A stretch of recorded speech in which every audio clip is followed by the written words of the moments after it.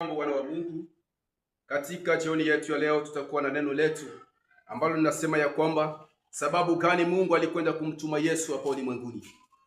Sababu gani Mungu alikwenda kumtuma Yesu hapa ulimwenguni?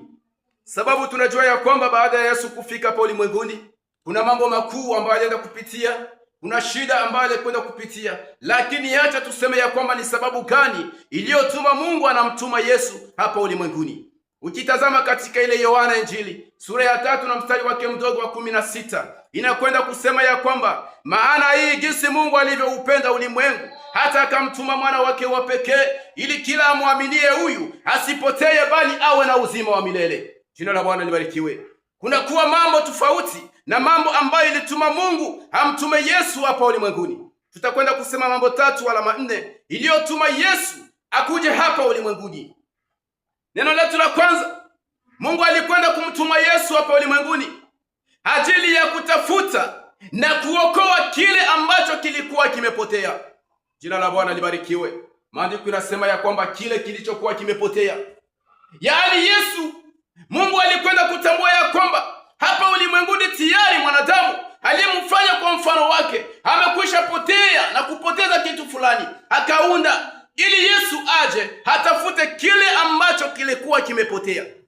Ukikwenda kutazama katika ile kitabu ya Mathayo sura 1 na mstari wake wa 21, vile vile Yohana Injili ile sura yake ya 3 na mstari wake wa 16, unakwenda kuona jinsi Mungu alikwenda kutayarisha ukombozi ajili ya mwanadamu.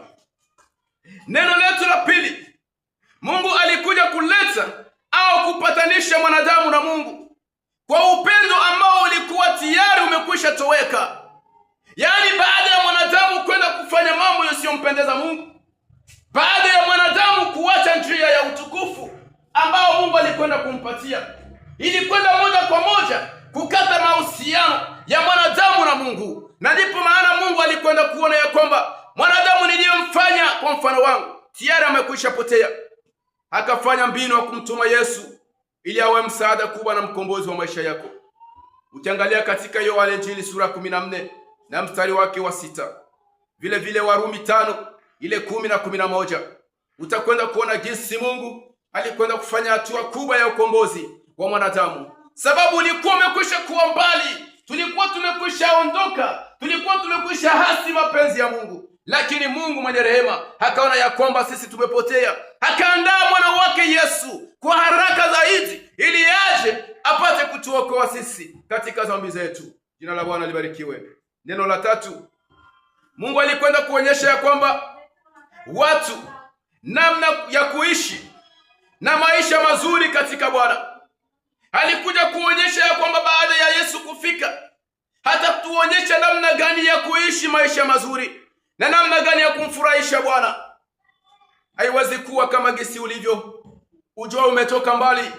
Hata kama leo unaweza tembea gisi ulivyo, hata kama leo unaweza kumwacha Mungu, hata kama leo unaweza jisikia kuwa kama gisi ulivyo, ujua ni kazi kubwa ambayo Yesu alikuja kufanya. Asingelikuja kufa sababu yako, asingelikuja kufa sababu yetu, hatungeliokolewa, lakini sababu alijitoa na akajitesa, na ndipo maana leo tumekuwa huru. Tunaimba ni kwa neema ya Bwana, tunahubiri ni kwa neema ya Bwana, tunacheza ni kwa neema ya Bwana, tunazaa ni kwa neema ya Bwana. Kama tutakuwa watu wengine, jina la Bwana lipate kubarikiwa. Najua kwamba ni kupitia neema ya Bwana ndipo maana na sisi tunakuwa pale. Neno la 4, Yesu alikuja kuleta na kupatanisha, alikuja kuleta mwangaza katika ulimwengu. Alikuja kuleta na kuonyesha watu ya kwamba Mungu ni nani.